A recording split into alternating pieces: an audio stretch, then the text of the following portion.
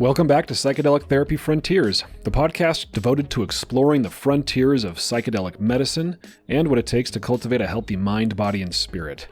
I'm Dr. Steve Thayer, and today my co-host Dr. Reid Robison and I discuss mescaline. We begin by humbly admitting that we are not mescaline experts, but we do our best to provide you with some interesting and useful factoids nonetheless. Like we've done with our other psychedelic compound topic episodes, we review the history of mescaline, its mechanisms of action, some therapeutic applications, and much, much more.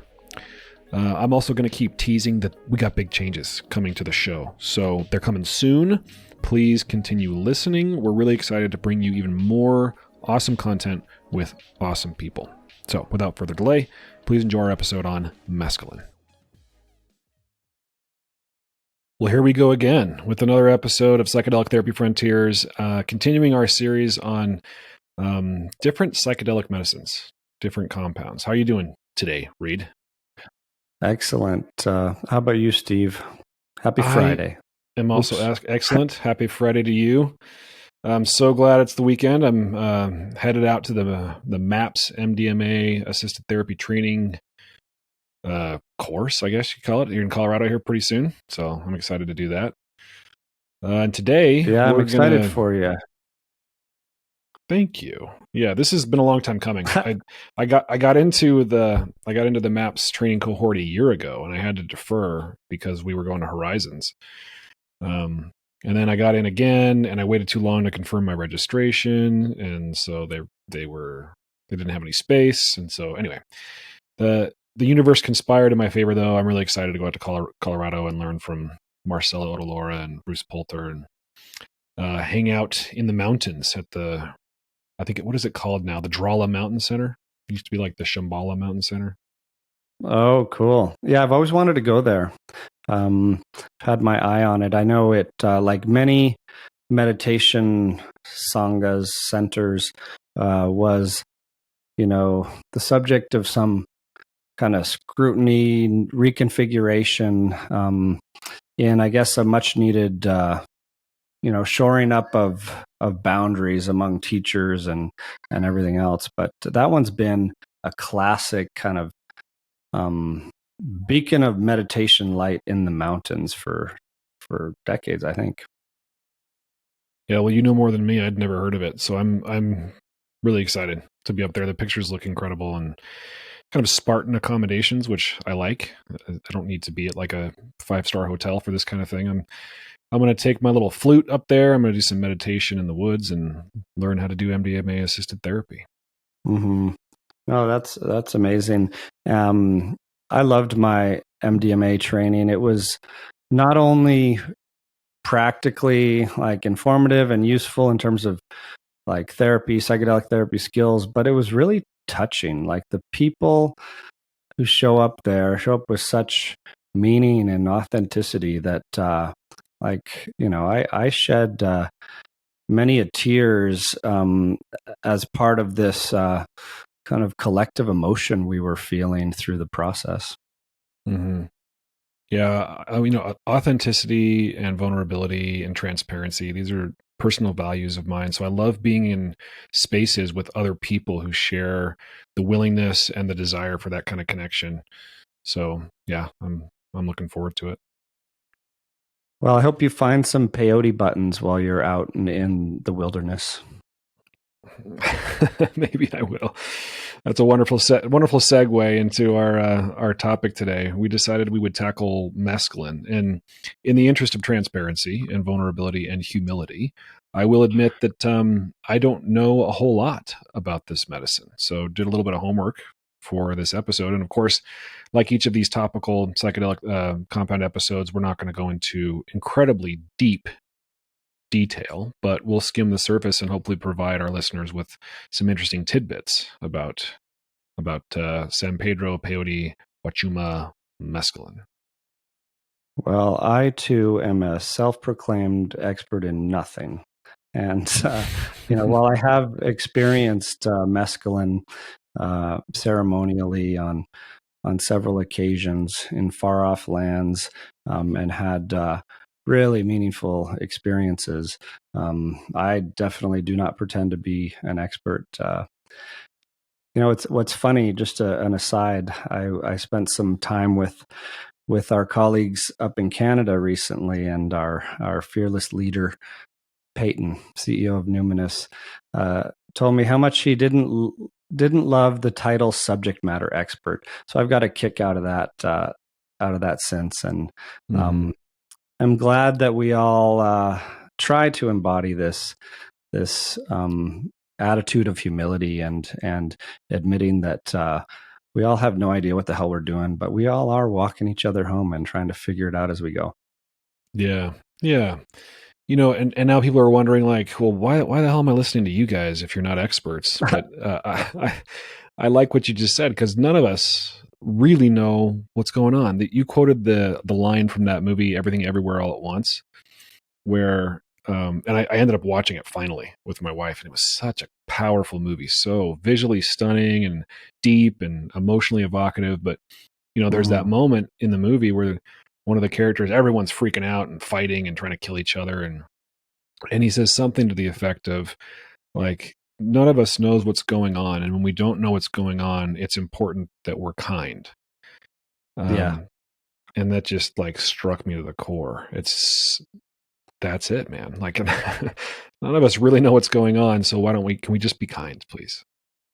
That sums it up. I love that. And I didn't intend to quote that movie, but it was full of poignant one-liners that were sticky to the heart. So I'm not surprised if it spilled back at you just now accidentally. And I will admit that I do know how to study a study, test a test, and digest the literature. And I'm an avid reader of both the scientific fun facts around these medicines and the historical anecdotes. I find just as fascinating. Yeah. Yeah. I think, the admission that subject matter expert's a little bit of a gross phrase is not to say that one can't accumulate knowledge and skill through dedicated practice and study. And, I think there's the old adage that the more you learn that you don't know. Reid and I have tried to learn a lot of stuff, which is one of the reasons we started the podcast, to pay that forward and share that stuff with you folks. So, admittedly, we don't know everything, and we are humbly and very, very grateful for you listeners, and for those of you who leave us comments and send us emails and leave us reviews. We're really thankful. Do you want to hear a yoga tangent story just for fun and for no other good reason? I'm always down for a good yoga tangent. Okay, so there's this yoga pose called Bharadvajrasana. Maybe I will spell it in the show notes because I know it's hard to imagine what that word, how it's spelled.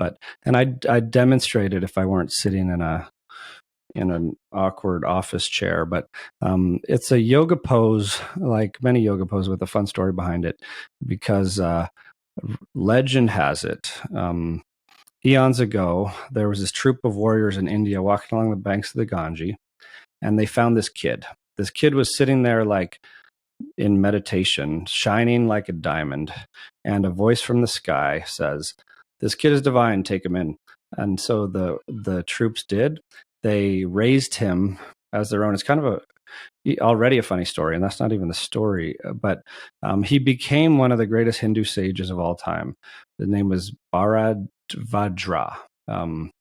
You add asana and it becomes a yoga pose. But he had this thirst for knowledge and ability to learn that he wrote the freaking Ayurveda, the ancient text on life longevity. And as also the spirituality legend has it, he would die and get reincarnated, and each time studying, memorizing more and more, digesting the Vedic text, and then so he keeps getting reincarnated as this sage, and it's starting to become a little frustrating because I guess there's this idea that you transcend some of these cycles eventually. So on one of his incarnations, he's born a sage, getting greater knowledge than anyone ever has. But then Shiva, Lord Shiva, pays him a visit and says, and he's like thinking, "Oh, this is awesome! My studying pays off. I'm finally going to transcend cycles of what I keep incarnating as, and maybe I'll be who the hell knows what." But Shiva says, he picks up this dirt and he says, "See this? This dirt represents what you've learned in one lifetime." And he picks up another handful of dirt. "This is what you learned in your next lifetime." But then he points over at the Himalayan mountains over in the distance. He says, "See those? That represents the whole of knowledge, and it would take you thousands of lifetimes to master. And you may have gotten smarter than anyone else, but you know what? Who the hell cares? You haven't shared it with enough people. Therefore, your life has no meaning." And then, boof, Shiva's gone.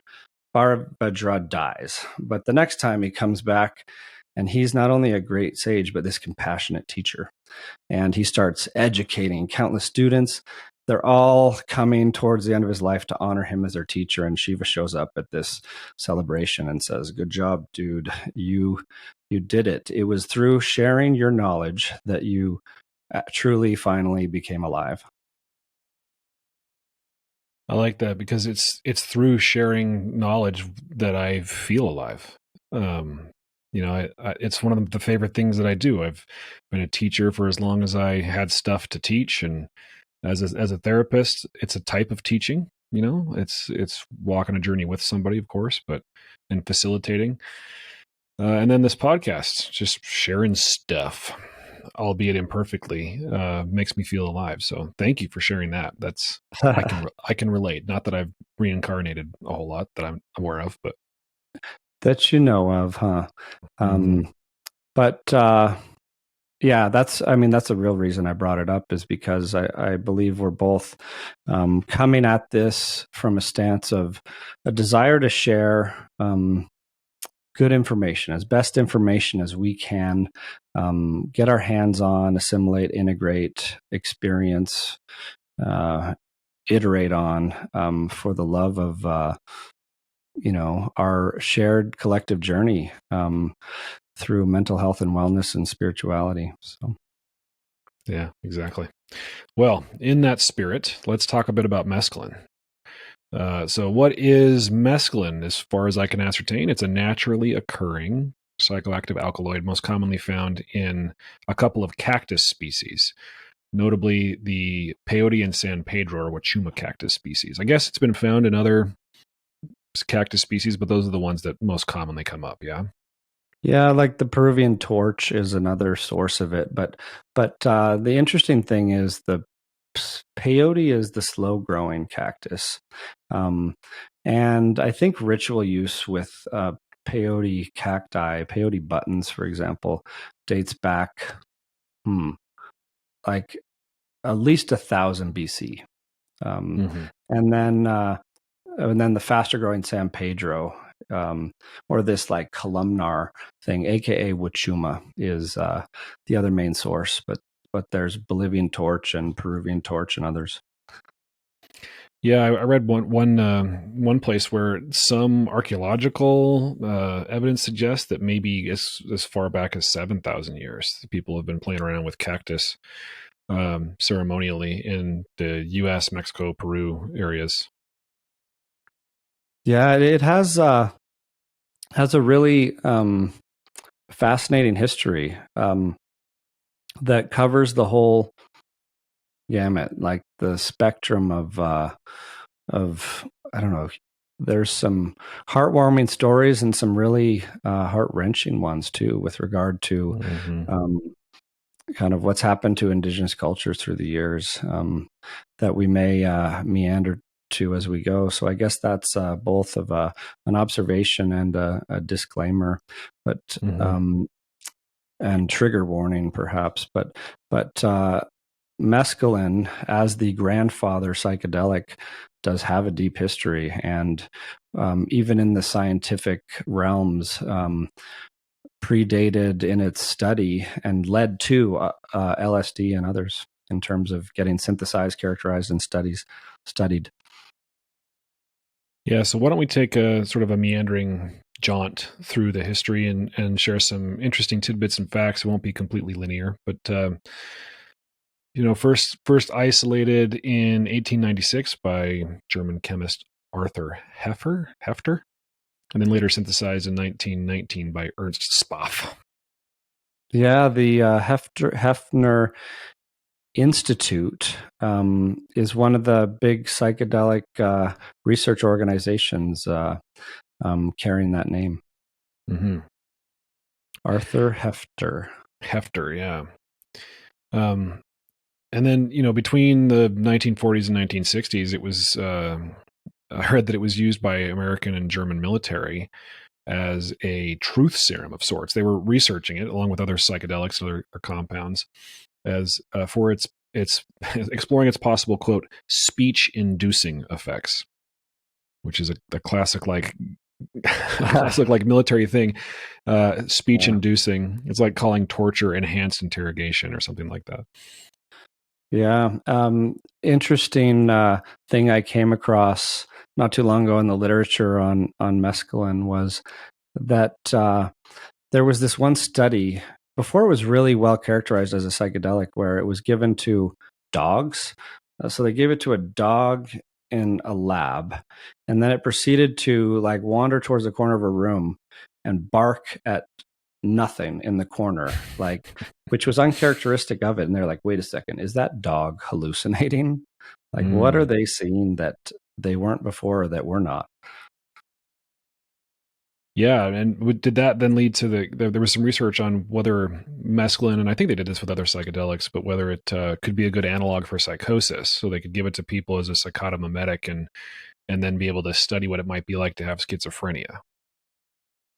Yeah, they this was early 1900s. It was first studied. Mescaline, rewinding to like before the turn of the century. There's like 1890 or so. I think, the 1890s. A company called Park Davis.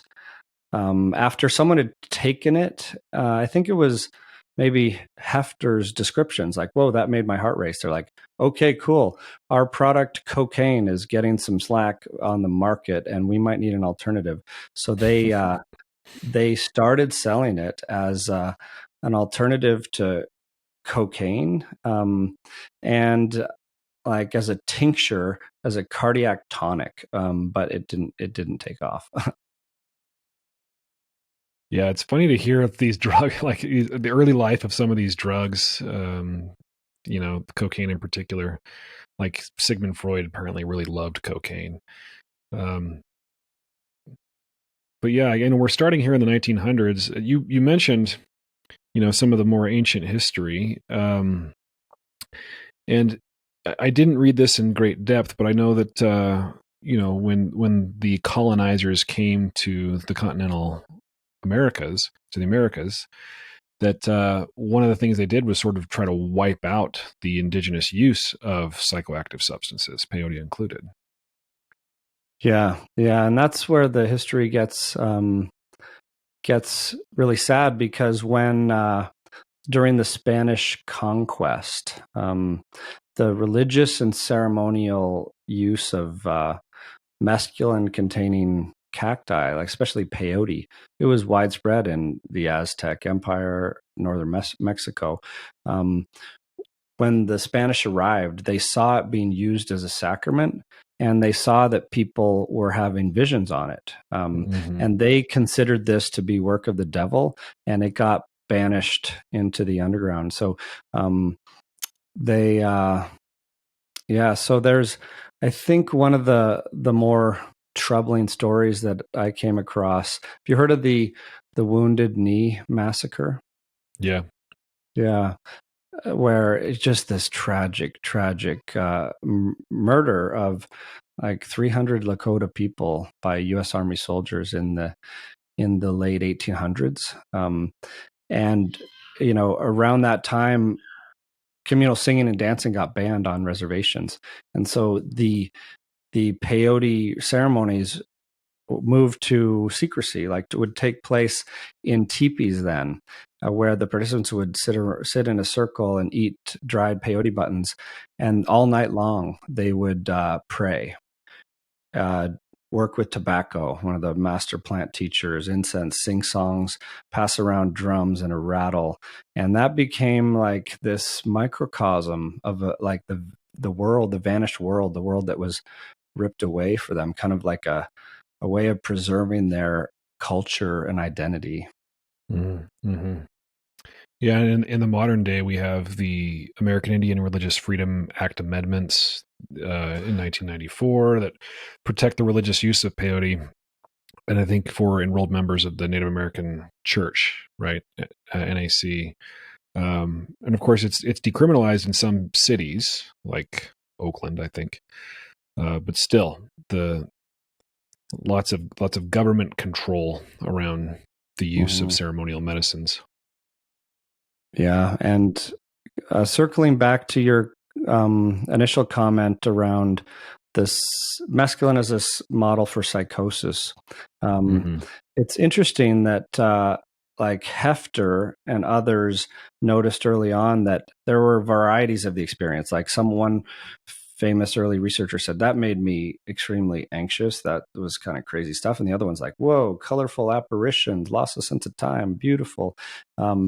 But then they did these formal studies, like in the early 1900s, where they would give it to healthy volunteers and compare the experience with psychosis or schizophrenia, and like, might not be the same. And then they gave it to people with schizophrenia who are like, nope, that's not like schizophrenia. So, which is kind of interesting because other studies of other psychedelics, it's a hard thing to tease out, but there are certainly some similarities between the psychedelic experience that's brief and temporary and the experience at the height of a psychotic episode or exacerbation with a psychotic illness. Yeah. Yeah, what would we say are those overlaps, right? You have possible visual and auditory hallucinations, right? Seeing things and hearing things that aren't necessarily there. You might have paranoia. You might have delusional thoughts. You might have synesthesia. Some of these more common psychotic symptoms you might also experience on a psychedelic like mescaline. It's essentially the positive symptoms. In schizophrenia, these things that happen are often divided up into positive and negative.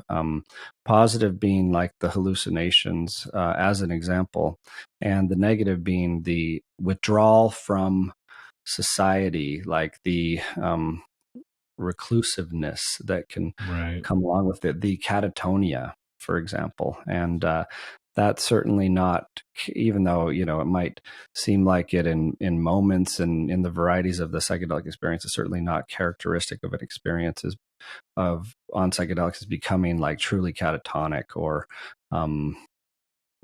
for example. Right. I love that part where they gave it to people who, actually have schizophrenia and just, so is this what it's like? No, man, this is different. That's a fun way to do a study. Yeah. And then there are the classic, like the most famous trip report ever written, perhaps, Aldous Huxley's Doors of Perception, was about when Humphrey Osmond, psychiatrist from Canada, friend of Aldous Huxley, came over in 1954 or something like that to Aldous Huxley's house.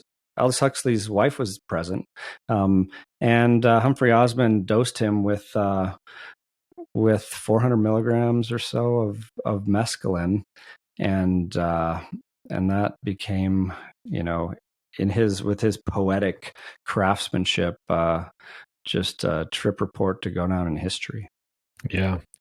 I read somewhere that there's I guess some controversy around how blind Huxley was at different points in his life, because the reason they were talking about it is, he gives a lot of this rich visual description of visual imagery in Doors of Perception, and then some people say he was for at least some periods of his life, due to like keratitis or whatever it was called, but was fairly blind.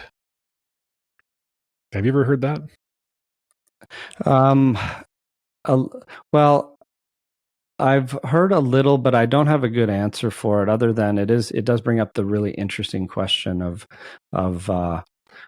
do you need eyesight to see visions of a psychedelic experience, and certainly not all of them. There's a pathway that is overlapping, like we've talked about before.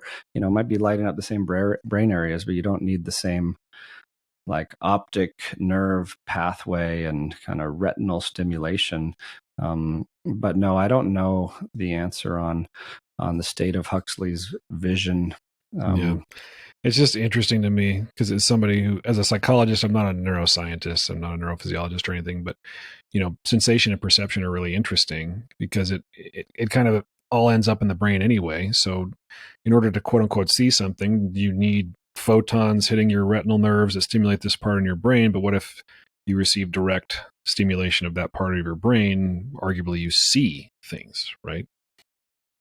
You perceive things. Yeah.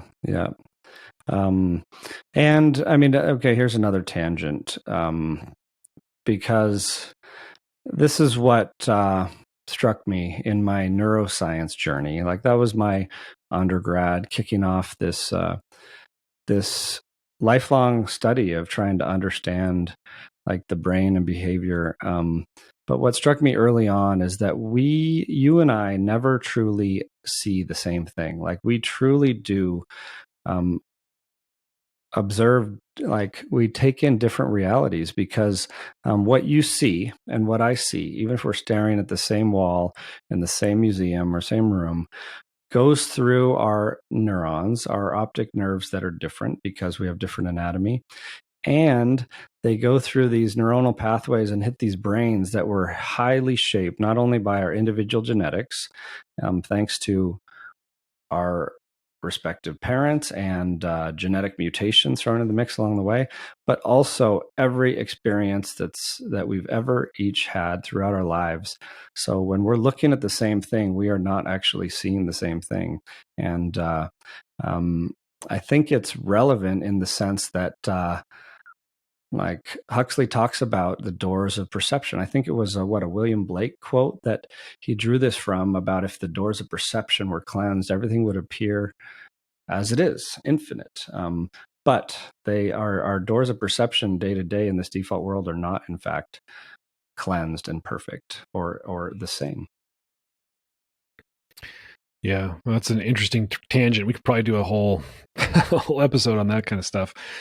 Like, if we're all seeing things a bit differently, how do we like build buildings and drive and agree on how long an inch is? And I don't know, just kind of weird, fun questions. We fight about it all, and we cancel each other, and we duke it out, and we start wars. Yeah, I guess. But coming back to the task at hand, I remember hearing a comedian once say that Aldous Huxley took mescaline and he probably wanted to write a book called My Whole Brain is Melting over and over 10,000 times, but then the book critics made him call it something more poetic. Well, I guess we should make the statement that mescaline will not likely melt your brain. Most of the research, there isn't a ton of research on mescaline, but most of it suggests that, like other psychedelics, other similar or are slightly dissimilar psychedelics, it's relatively safe, with an emphasis on the relatively. Yeah. So mescaline, shortly after the Aldous Huxley famous trip, Alexander or Sasha Shulgin had his first mescaline trip in like 1960 or so. And that is what set him on his lifelong journey of kind of discovering and documenting, characterizing so many other psychedelics, even MDMA. Like he synthesized it after discovery in a pharma lab. Yeah, wow. Was that the first psychedelic he'd ever taken? Or I don't really know much about Shulgin's history. It may be. It was definitely like it's cited as his most transformative one, or the one that kicked off the journey. I kind of assume it was, but I don't know for certain. But he wrote those two books, Fecal and Tecal, and mescaline is a phenethylamine, meaning it comes from the amino acid phenylalanine. compare that to the TiHKAL book, Tryptamines I Have Known and Loved, that Shulgin wrote, because others like LSD, psilocybin, DMT come from their tryptamines, and they come from the amino acid tryptophan instead of phenylalanine.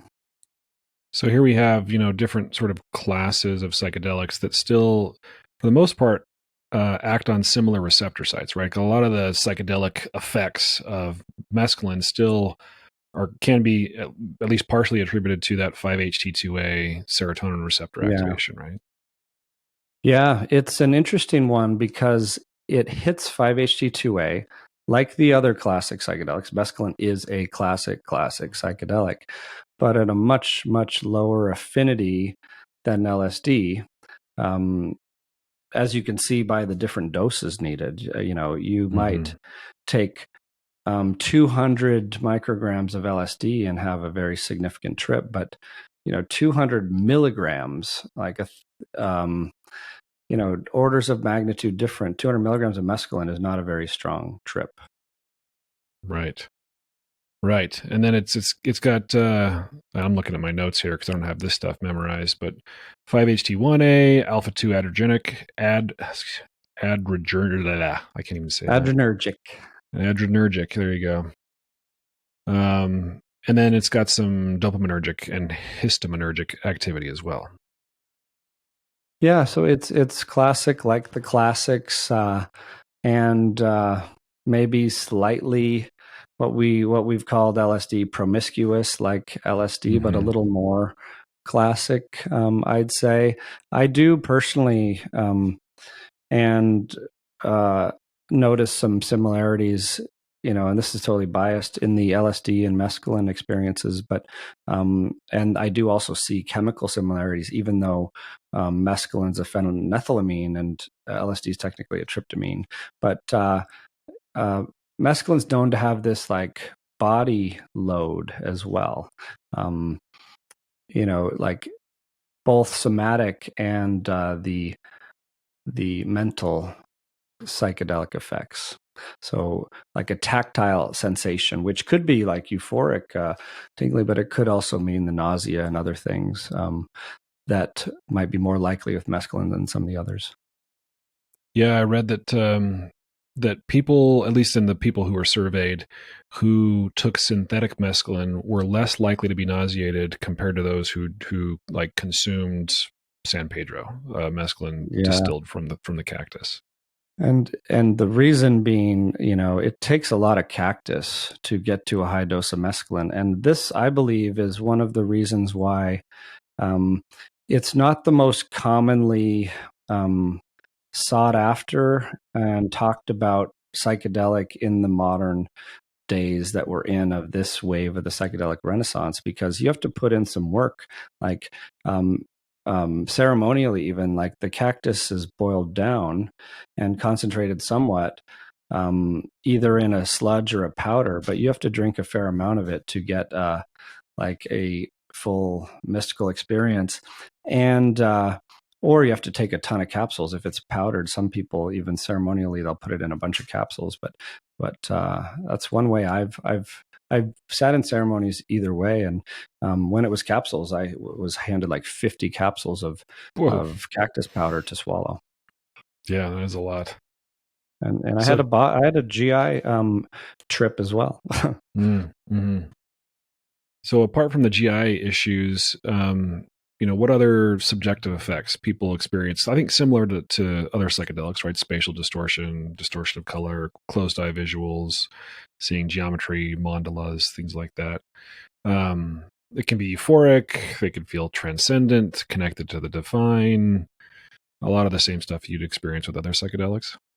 Yeah, and it is in the same class, phenethylamine, as MDMA, and does happen to be considered one of the most empathogenic classic psychedelics, like emotional connectedness, interrelatedness, oneness, openness. So yeah, the typical sensory alterations with its unique mescaline signature, even geometries, and the spiritual significance, but mescaline ceremonially was often done in group settings, circles, like we were talking about in those teepees. Mm-hmm. And it is considered to be, highly effective and traditionally used in these interactive, like sharing circles. Which makes me think about the therapeutic potential in sort of modern Western world of psychedelics in ceremony, psychedelics in group contexts, especially these empathogenic ones, like you stated, because part of what is healing is connecting to others. And you can connect to the thought of others in your solo session, but to actually be with other people in the medicine, being seen, being held, being validated, being witnessed, like to me, that's one of the huge healing levers that we pull when we do work like this. Yeah, yeah, we're wounded in relationship and we heal in relationship. And these kinds of medicines can be, wow, just powerful facilitating agents for that corrective experience of healing, um, especially, the wounds that we pick up from kind of interbeing out there in the world. Yeah. Other thoughts about the subjective experience, what it's like to be on mescaline? Yeah, like Aldous Huxley's trip described these like self-transforming amorphous shapes like stained glass l- on your eyeballs or Hmm. through the eyelids or something like that.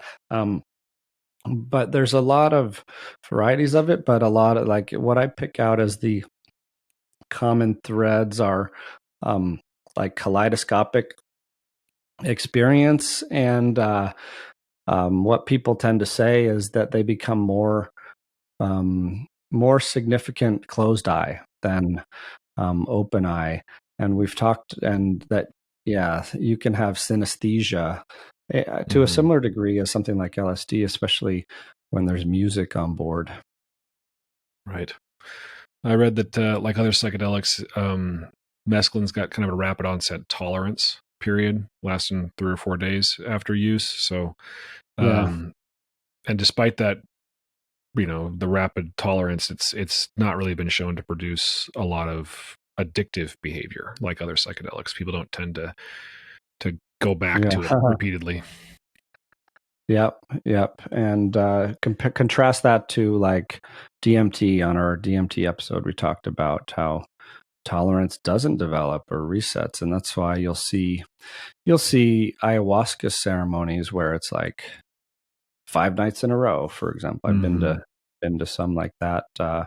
Even therapeutically, where we can get in and do like repeated deep work. But Right. yeah, mescaline is interesting because it is harder. It's not as free flowing as people like growing their own mushrooms. These cacti take a long time to develop, and you need a lot of cactus material to get to those high doses. So, with the body load or that doorway to go through as part of the experience, so it does tend to show up like we were talking about with ayahuasca as more of a ceremonial and kind of revered and reserved for ceremonial experiences for the most part, in my observation.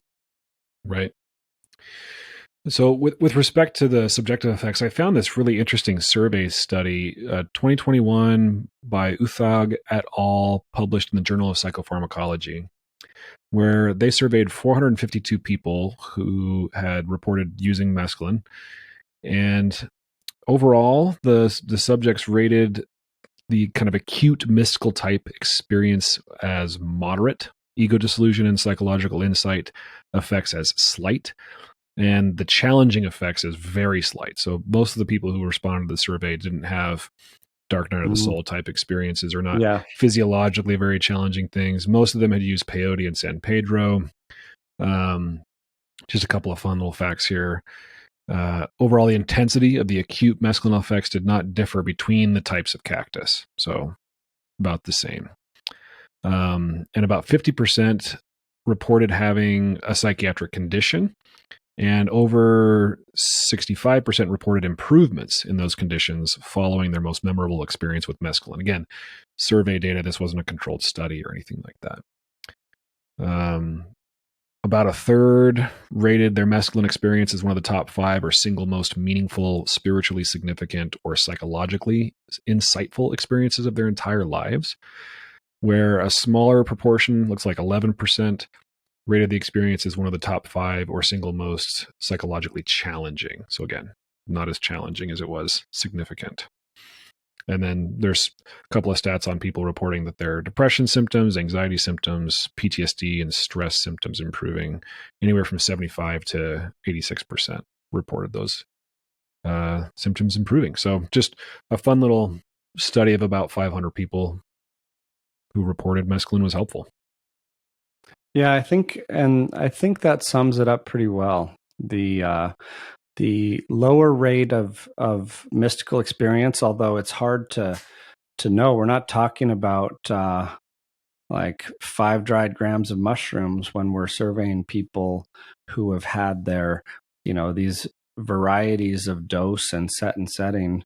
Right. But certainly the trends that show up are less challenging experiences, a lot of meaningful, a lot of transformative, and maybe a little lower on the rate of complete mystical experience than things like, say, ayahuasca, if you were to do the same survey, or high dose psilocybin, like in the Good Friday experiment, things like that.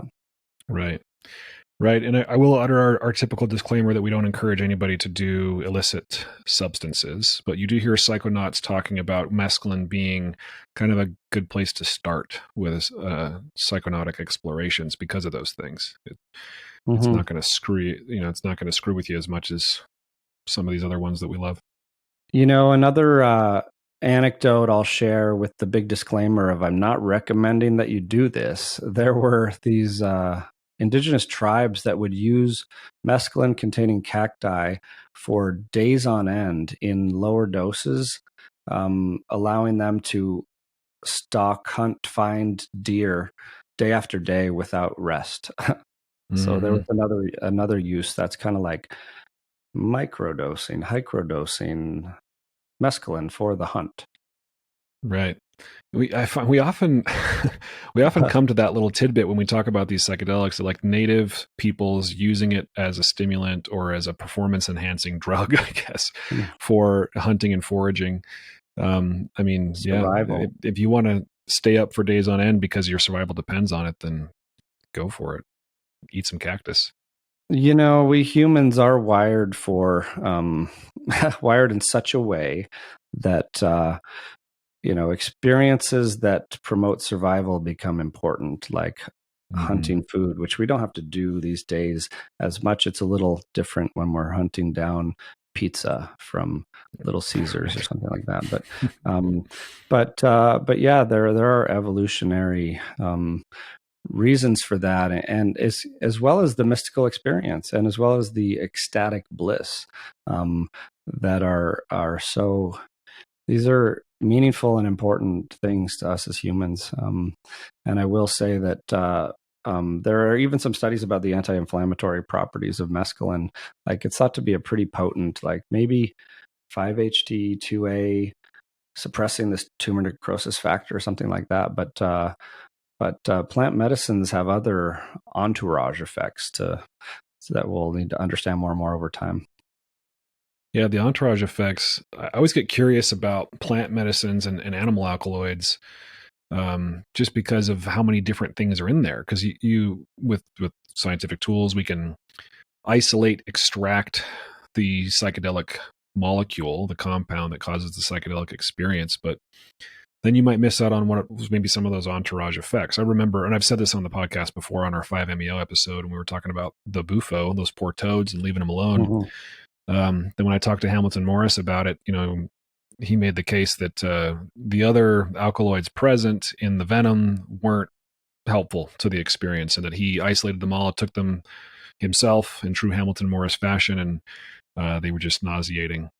But it makes me wonder, with other plants, you look at the cannabis industry and how the cannabis plant has been hybridized and different terpenes, and like there's all these different all this different stuff, to use a scientifically technical term, that can contribute to the experience. I wonder what we might be missing out if we just extract or just use synthetic mescaline, for example. Yeah, that's the same reason why our colleagues in the Numinous Bioscience Lab are hard at work trying to bring naturally derived psilocybin products to light that still follow those GMP good manufacturing practices that would be suitable for like research and clinical use, while honoring like the wisdom of nature that we've unfortunately had to filter out in order to jump through some of these initial hoops in the modern Renaissance. Yeah, when we talk about the indigenous wisdom and wisdom of nature, speaking of the cactus, it makes me think of conservation efforts. Like peyote becomes super popular, all of a sudden there are no more peyote or San Pedro cactuses, because that was one of the concerns with the frogs, is that they would drive them to extinction because of the popularity of the medicine. Yep, it's true. Well, I think we've covered a lot of mescaline ground. Anything else you wanted to share, Steve? No, I think we covered it as usual, exhaustive and thorough. Appreciate you, Reid. Hope you have a good weekend. Likewise. Have a good one. Talk to you soon. Psychedelic Therapy Frontiers is brought to you by Numinous, a mental wellness company committed to tackling the global mental health crisis by delivering best-in-class psychedelic-assisted therapies, contributing to the body of primary and clinical psychedelic research, and fostering healing through community connection and social responsibility. You can learn more about Numinous at numinous.com. That's Numinus.com. If you enjoyed the show today and you want to support us, here's how you do it. Rate and review the show on platforms like Apple Podcasts and Spotify. Subscribe to the Numinous YouTube channel, like the videos, and share it. Share the show or clips of the show with someone that you think will enjoy it. The content of this podcast does not constitute medical advice or mental health treatment. Consult with a medical or mental health professional if you believe you are in need of mental health treatment.